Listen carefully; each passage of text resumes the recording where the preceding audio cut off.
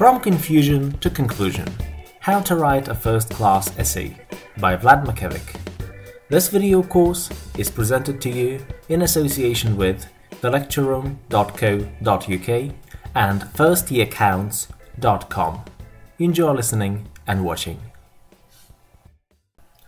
Hello and welcome to our video course From Confusion to Conclusion: How to Write a First-Class Essay. This is me, Vlad Mackevic, and in part 1 of the course we are talking about the transition from school to university. Now, when you make a transition from school to university, it can be a bit unusual, it can be a bit daunting, it can be a bit overwhelming.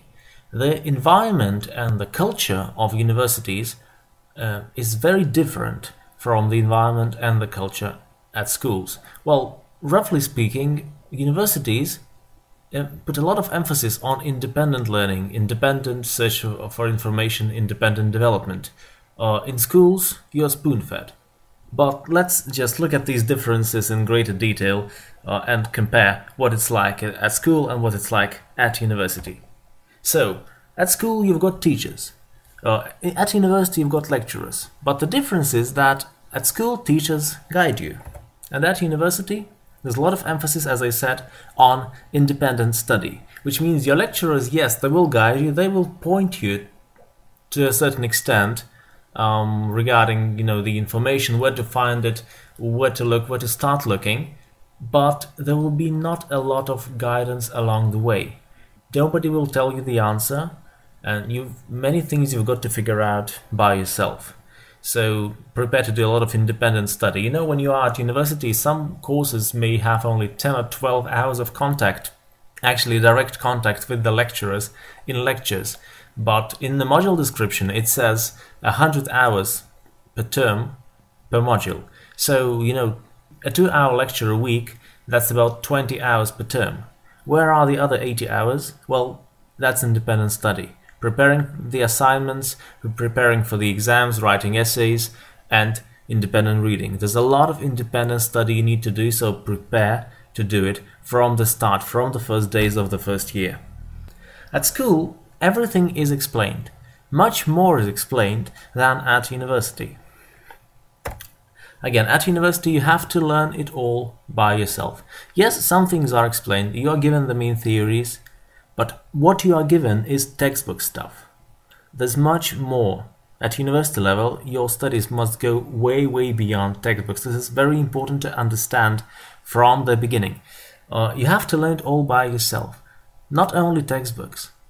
Journals, serious publications, conference presentations. There are so many other sources of knowledge which go way, way deeper than just textbooks. At school you are expected to learn. It's okay not to know, you will learn eventually.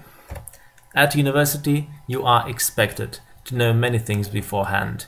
For example, such things as critical reading, critical thinking, referencing, note-taking, academic writing skills.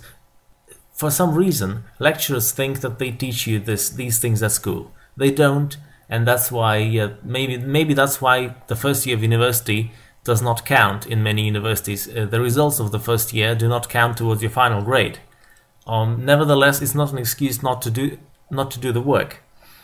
It doesn't count because they want to give you some grace. They want to give you some time to understand how the system works. And I think the first year should be the year of the most active learning to understand how the system functions in order to be more productive later. At school you can write however you want. There is emphasis on creativity, there is emphasis on grammar, it depends on the school. But style, well, it's okay if you write in a slightly conversational style. At university you must follow academic style guidelines. There are some things that you're expected to write in a certain way. There are phrases, there are keywords, there is academic jargon, and academic language has many features. I'm going to talk more about them later in this course.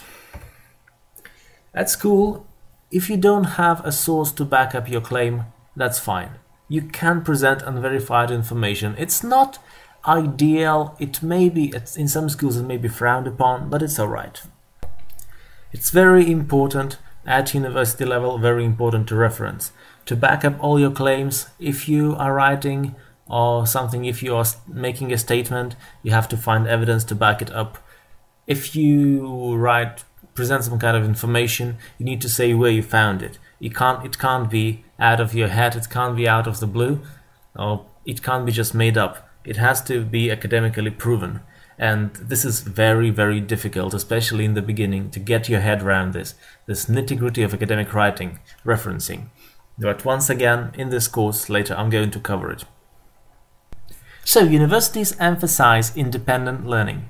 There's a lot of independent reading involved, and information seeking, research skills, learning how to write essays, learning how to research, learning how to write exams.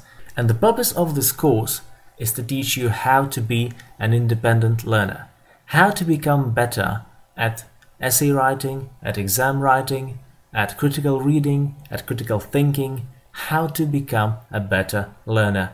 So thank you very much for listening. I'll see you in part 2. This video course is presented to you in association with thelectureroom.co.uk and firstyearcounts.com. Feel free to check out our websites. Also feel free to like our Facebook pages, facebook.com/thelectureroom1 for the lecture room and facebook.com/first.year.counts for firstyearcounts.com. This course is based on my book, From Confusion to Conclusion, How to Write a First-Class Essay. The book can be purchased from Amazon as a paperback and as a Kindle ebook. If you don't own a Kindle reader, Amazon has many applications for your PC, Mac, smartphone or tablet to download for free and read this book wherever you want, on whatever device you want. If you have any questions, please feel free to email me at first.year.counts@gmail.com. Also, if you liked this video, feel free to talk about it. Share it on Facebook, share it on Twitter, on LinkedIn, and if you decide to purchase my book and you like it, please write me a review on Amazon. Thank you very much. Enjoy reading, enjoy writing.